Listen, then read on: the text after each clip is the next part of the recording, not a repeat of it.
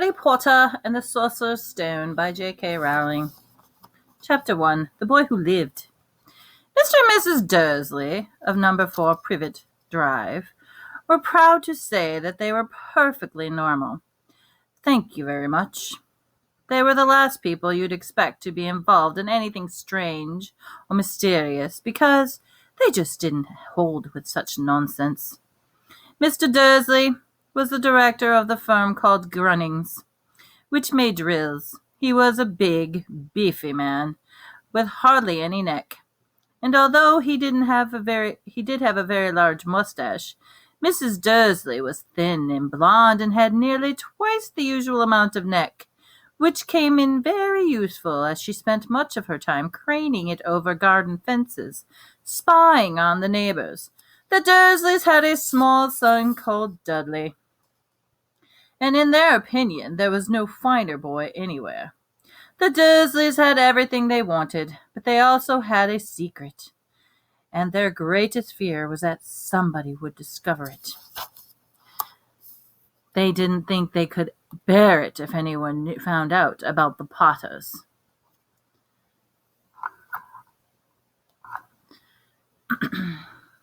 Mrs. Potter was Mrs. Dursley's sister, but they hadn't met for several years. In fact, Mrs. Dursley pretended she didn't have a sister, because her sister, and for her good-for-nothing husband, were as un-Dursley-ish as it was possible to be.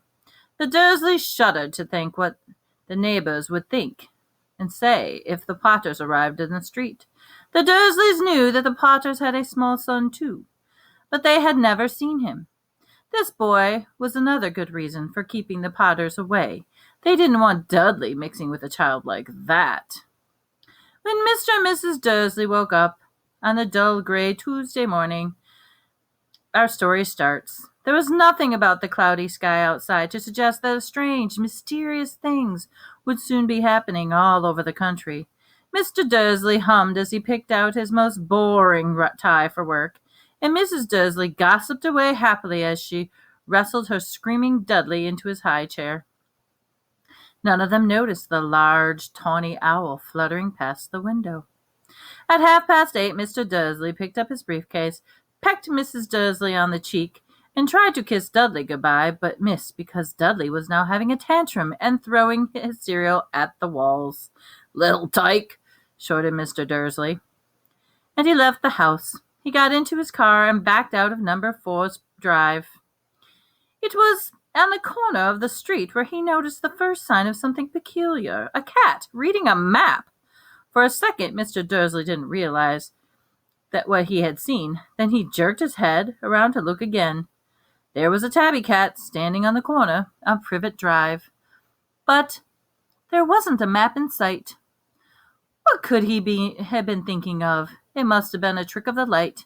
Mr. Dursley blinked and stared at the cat. It stared back, and Mr. Dursley drove around the corner and up to the road.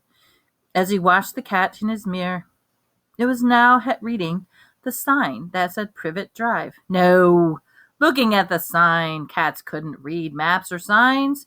Mr. Dursley gave himself a little shake and put the cat out of his mind, and he drove towards town. He thought of nothing except the large order of drills he was hoping to get that day. But the edge of town drills were driven out of his mind by something else. As he sat at his usual morning traffic jam, he couldn't help but noticing there seemed to be a lot of strangely dressed people about. People in cloaks. Mr. Dursley couldn't bear when people dressed in funny clothes. The get-ups you see in young people. He supposed this was some stupid new fashion. He drummed his fingers on the steering wheel, and his eyes fell on the huddle of these weirdos standing quite close by. They were whispering excitedly together. Mr. Dursley was enraged to see that a couple of them weren't young at all. Why, the man had to be older than he was. He was wearing an emerald green cloak. The nerve of him! But then it struck Mr. Dursley that he was probably some silly stunt. These people were obviously collecting for something. Yes, that would be it. The traffic moved on, and a few minutes later Mr. Dursley arrived at the Grunnings parking lot, his mind back on drills. Mr. Dursley always sat with his back to the window in his office on the 9th floor. If he hadn't, he might have found it harder to concentrate on drills the morning. He didn't see the owl swooping past in broad daylight, though people down the street did. They pointed and gazed open-mouthed as owl after owl sped overhead. Most of them had never seen an owl in the nighttime. Even at nighttime. Mr. Dursley, however, had perfectly normal owl-free morning. He yelled at 5 different people. He made several important telephone calls, and he shouted a bit more. He was in a very good mood until lunchtime, when he thought he'd stretch his legs and walk across the road to buy himself a bun from the bakery. He had forgotten all about the people in cloaks until he passed a group of them next to the baker's. He eyed them angrily as he passed. He didn't know why, but they made him uneasy. This bunch were whispering excitedly, too. He couldn't see a single collecting tin. He was on his way back past them, clutching a large doughnut in his bag, that he caught a few words of what they were saying. "The Porters! That's right! That's what I heard! Yes, their son Harry!" Mr. Dursley stopped dead. Fear flooded him. He looked back at the whispers as if he wanted to say something to them, but he thought better of it. So he dashed back across the road, hurried back to his office, snapped at his secretary not to disturb him, seized the telephone, and almost finished dialing his home number, and then he changed his mind. He put the receiver back down and stroked his big mustache, thinking, no, he was being stupid. Potter wasn't such an unusual name. And he was sure there were lots of people called Potter who had a son called Harry. Come to think of it, he wasn't even sure the nephew was called Harry. He'd never even met the boy. It might have been Harvey or Harold. There was no point in worrying Mrs. Dursley. She always got so upset at the mention of her sister. He didn't blame her if he'd had a sister like that. But all the same, those people in cloaks. He found it a lot harder to concentrate on his drills that afternoon, and when he left the building at 5 o'clock, he was still so worried that he walked straight into someone just outside the door. "Sorry," he grunted, as a tiny old man stumbled and almost fell. It was quite a few seconds before Mr. Dursley realized the man was wearing a violet cloak. He didn't seem at all upset at being almost knocked to the ground. On the contrary, his face split into a wide smile, and a squeaky voice he made by a passerby stare. "Don't be silly, my dear sir, for nothing could upset me today. Rejoice, for you know who has gone at last. Even muggles like yourself should be celebrating this happy day, happy, happy day." And the old man hugged Mr. Dursley around the middle and walked off. Mr. Dursley stood rooted to the spot. He had been hugged by a complete stranger, and he thought he had been called a muggle, whatever that was. He was rattled. He hurried into his car, set off for home, hoping that he was imagining things which he had never hoped for before, because he didn't approve of imagination. As he pulled into the driveway of number 4 Privet Drive, the first thing he saw, and it didn't improve his mood, was the tabby cat he'd spotted that morning. It was now sitting on his garden wall. He was sure it was the same one. It had the same markings around his eyes. "Shoo!" said Mr. Dursley loudly. The cat didn't move. It just gave him a stern look. Was this not normal cat behavior? Mr. Dursley wondered, trying to pull himself together. He let himself into the house. He was still determined not to mention anything to his wife. Mrs. Dursley had had a nice, normal day. She told him over dinner all about Mrs. Next Door's problem with her daughter and how Dudley had learned a new word, won't. Mr. Dursley tried to act normally. When Dudley had been put to bed, he went into the living room, time to catch the last report of the evening news. And finally, bird watchers everywhere had reported that nation's owls have been behaving very unusually today. Although owls normally hunt at night, they are hardly ever seen in the daylight. There have been hundreds of sightings of these birds flying in every direction since sunrise. Experts are unable to explain why the owls have suddenly changed their sleeping pattern. The newscaster allowed himself a grin. Most mysterious. And now over to Jim McGuffin for the weather. Going to be any more showers of owls tonight, Jim? "Well, Ted," said the weatherman, I don't know about that, but it's not only the owls that have been acting oddly today. Viewers far apart as Kent, Yorkshire, and Dundee have been phoning in to tell me that instead of rain, I promised yesterday, they have a downpour shooting stars. Perhaps people have been celebrating bonfire night early. It's not until next week, folks, but I can promise you a wet night tonight. Mr. Dursley sat frozen in his armchair. Shooting stars all over Britain, owls flying in daylight, mysterious people in cloaks all over the place, and a whisper about the Potters. Mrs. Dursley came into the living room with the 2 cups of tea. It was no good. He'd have to say something to her, and he cleared his throat nervously. Petunia, dear, have you heard anything from your sister lately? Have you? As he expected, Mrs. Dursley looked shocked and angry. After all, the normally pretended she didn't even have a sister. No, she said sharply. Why? Oh, funny stuff on the news, Mr. Dursley mumbled. Owls, shooting stars. And there's a lot of funny-looking people in town today. So? Snapped Mrs. Dursley. Well, I just thought maybe it had something to do with, her crowd.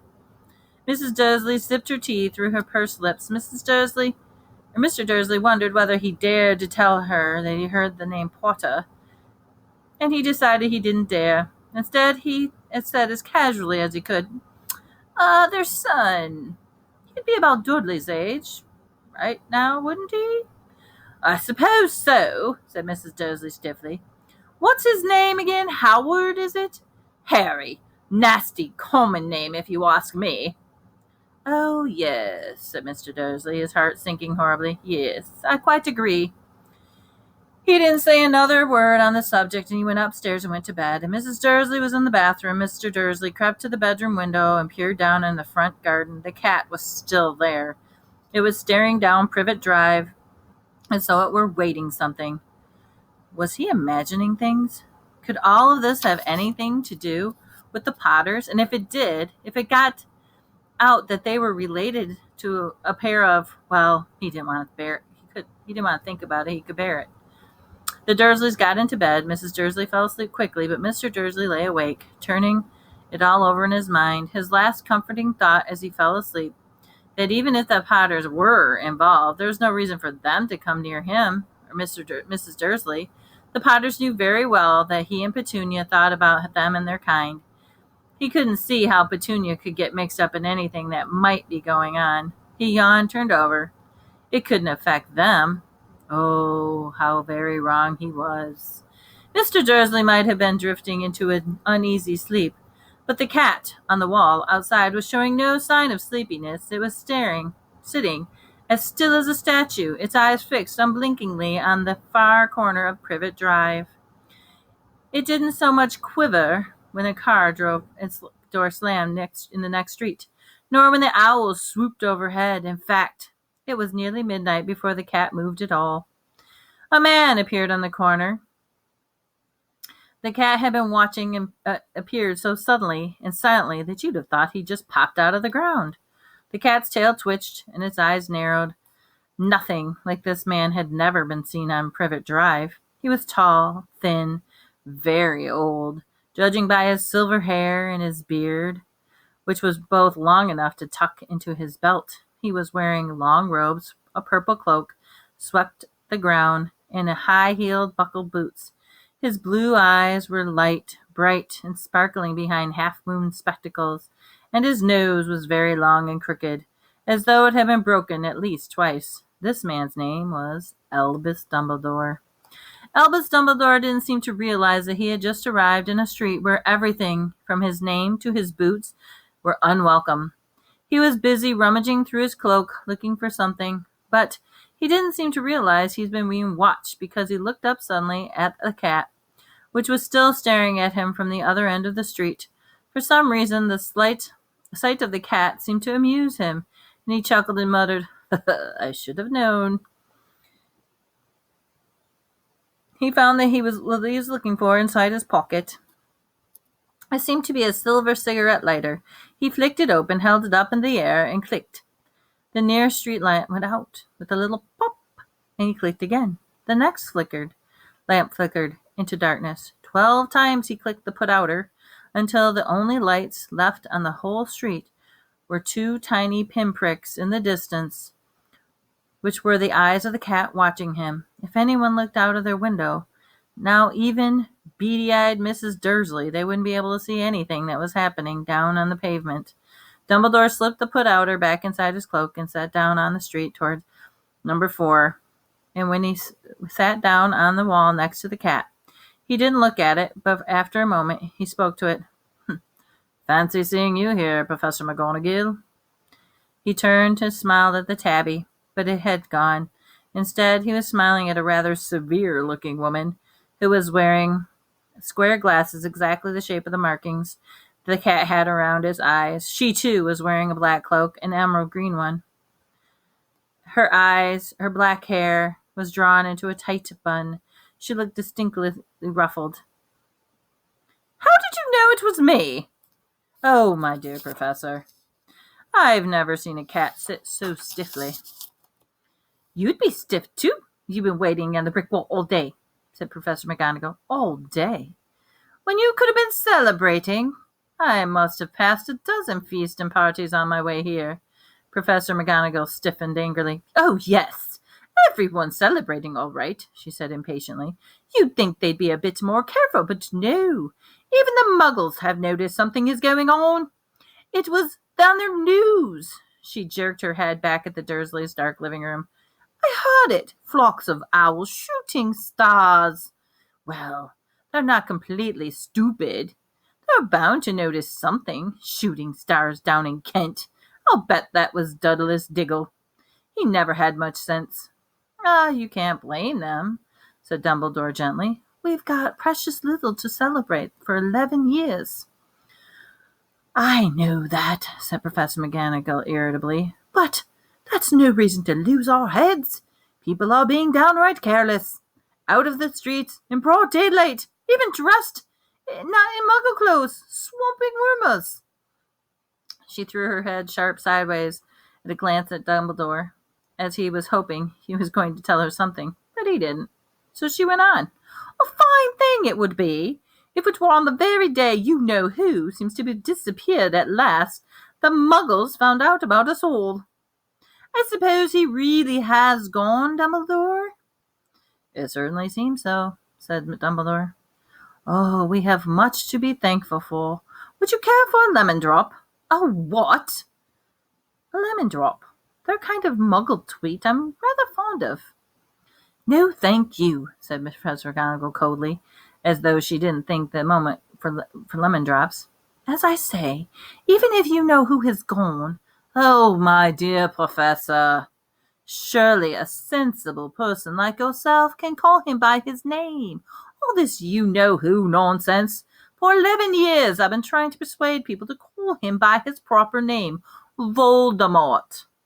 Professor McGonagall flinched, but Dumbledore, who was unsticking 2 lemon drops, seemed to not notice.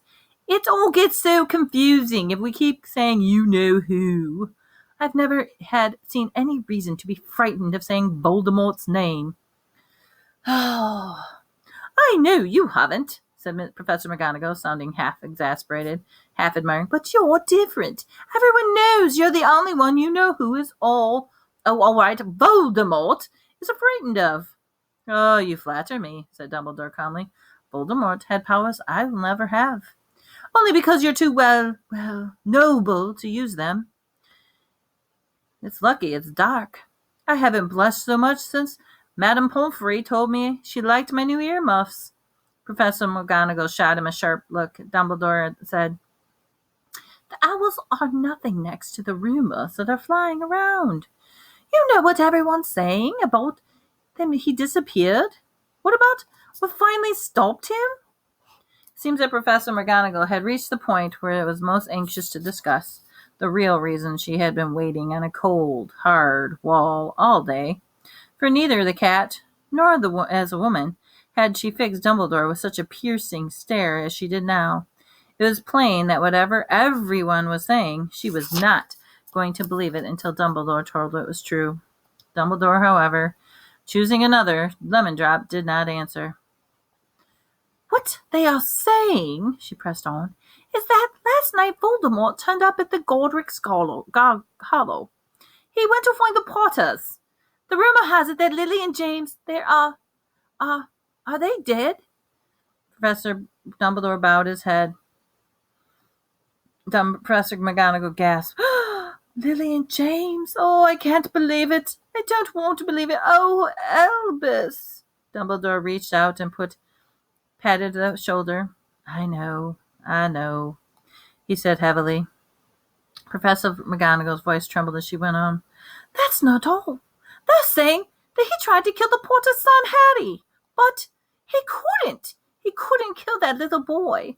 No one knows why or how, but they are saying that he couldn't kill Harry Potter. Voldemort's power somehow broke, and that's why he's gone. Dumbledore nodded grumly. It's true, faltered Professor McGonagall. After all he's done, all the people he's killed, he couldn't kill a little boy? Just astounding! Of all the things to stop him. But how in the name of heaven did Harry survive?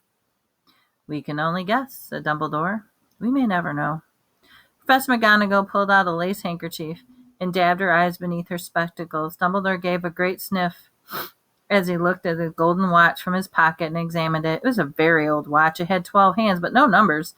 Instead, it had little planets moving around the edge. It must have made sense to Dumbledore, though, because he put it back in his pocket. Hagrid's late. I suppose it was he who told you I'd be here, by the way. Yes, said Professor McGonagall. And I don't suppose you're going to tell me why you're here, of all places. Well, I've come to bring Harry to his aunt and uncle. They're the only family he has left. You can't mean the people that live here, cried Professor McGonagall, jumping up to her feet and pointing to Dumbledore. Dumbledore, you can't! I've been watching them all day. You couldn't find two people who are less like us. And they've got this son. I saw him kicking his mother all the way up the street, screaming for sweets. Harry Potter, come here and live? It's the best place for him, said Dumbledore firmly. His aunt and uncle will be able to explain everything to him when he's older. I've written them a letter. A letter? Repeated Professor McGonagall faintly, sitting back down on the wall. Really, Dumbledore? You really think you can explain this all in a letter? These people will never understand him. He'll be famous, a legend. I wouldn't be surprised as known as Harry Potter Day in the future. There will be books written about Harry. Every child in the world will know his name. Exactly, said Dumbledore, looking at her very seriously over his half-moon glasses. It would be enough to turn any boy's head, famous before he could walk and talk. Famous for something he wouldn't even remember. Can you see how much better off he'll be growing up all away from all that, until he's ready to take it? Professor McGonagall opened her mouth and then changed her mind, swallowed, and then said, Oh, yes. Yes, you're right, of course, but how is the boy getting here, Dumbledore? She eyed the cloak, and suddenly she thought he might be hiding Harry underneath it. Hagrid's bringing him. Oh, you think it was wise to trust Hagrid with something as important as this? I would trust Hagrid with my life, said Dumbledore. I'm not saying his heart isn't in the right place, said Professor McGonagall grudgingly, but you can't pretend he's not careless. He does tend to... what was that? A low rumbling sound had broken the silence around them. It grew steadily louder. As they looked up and down the street for a sign of a headlight, it swelled to a roar, and they both looked up in the sky, and a huge motorcycle fell from the air and landed on the ground on the road in front of them. If the motorcycle was huge, it was nothing compared to the man sitting astride it. He was almost twice as tall as a normal man and at least 5 times as wide. He looked simply too big to be allowed, so wild. Long tangles of bushy black hair, a beard that hid most of his face, and his hands, they were size of trash can lids, and his feet and the leather boots were like baby dolphins. In his vast, muscular arms was holding a bundle of blankets. Hagrid, said Dumbledore, sounding relieved. At last. And Where did you get the motorcycle? Borrowed it, Professor Dumbledore, sir. And the giant climbed carefully off the motorcycle and spoke. Young Sirius Black lent it to me. I've got him here. No problem. No problems, were there? No, sir. House was almost destroyed, but I got him out all right before the muggles started swarming around. He fell asleep. He was flying over Bristol. Dumbledore and Professor McGonagall bent forward over the bundle of blankets. Inside, just visible, was a baby boy, fast asleep. Under the tuft of jet black hair over his forehead, they could see a curiously shaped scar, like a lightning bolt. Is that where? Whispered Professor McGonagall. Yes, said Dumbledore. He'll have that scar forever. Couldn't you do something about it, Dumbledore? Even if I could, I wouldn't. Scars can come in handy. I have one myself, above my left knee. That is a perfect map of London Underground. Well, give him here, Hagrid. We better get this over with. Dumbledore took Harry in his arms and turned towards the Dursleys' house. Could I say goodbye to him, sir? Said Hagrid. He bent his great shaggy beard over Harry and gave him what must seem to be a very scratchy, whiskery kiss. Then suddenly Hagrid let out a howl that sounded like a dog. Ooh! Shh! Hissed Professor McGonagall.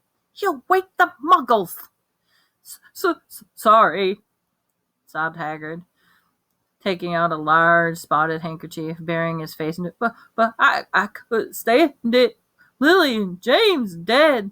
And poor little Harry off to live with muggles. Yes, it's all very sad, but we've got to get a grip on yourself, Hagrid, or we'll be found, Professor McGonagall whispered, patting Hagrid gingerly on the arm, as Dumbledore stepped over the low garden wall and walked up to the front door. He laid Harry gently on the doorstep, took another letter out of his cloak, tucked it inside Harry's blankets, and there came back to the other two. For a full minute, the three of them stood there and looked at the little bundle. Hagrid's shoulders shook. Professor McGonagall blinked furiously, and the twinkling light that usually shone from Dumbledore's eyes seemed to have gone out. Well, said Dumbledore finally, that's that. We've no business staying here. We might as well go and join the celebrations. Yeah, said Hagrid, very muffled voice. I'd better get this bag away. Good night, Professor McGonagall. Professor Dumbledore, sir. Wiping his streaming eyes on his jacket sleeve, Hagrid swung himself on the motorcycle, kicked the engine into life, and with a roar, he rose into the air, off into the night. I shall see you soon, I expect, Professor McGonagall, said Dumbledore, nodding to her. Professor McGonagall blew her nose in reply. Dumbledore turned and walked down the street. On the corner he stopped, took out the put-outer. He clicked it once, and 12 balls of light sped back to the street lamps on Privet Drive, glowed suddenly orange, and he could make out the tabby cat slinking around the corner on the other end of the street. He could just see the bundle of blankets on the step of number 4. Good luck, Harry, he murmured, and he turned on his heel, and with a swish of his cloak he was gone. The breeze ruffled the neat hedges on Privet Drive, which lay silent and tidy under the inky sky, the very last place you would expect something astonishing things to happen. Harry Potter rolled over inside his blankets without waking up. One small hand closed on the letter beside him as he slept on, not knowing how special he was, knowing he was famous, not knowing he would be woken in a few hours' time by Mrs. Dursley's scream as she opened the front door to put out the milk bottles, and that he would spend the next few weeks being prodded and pinched by his cousin Dudley.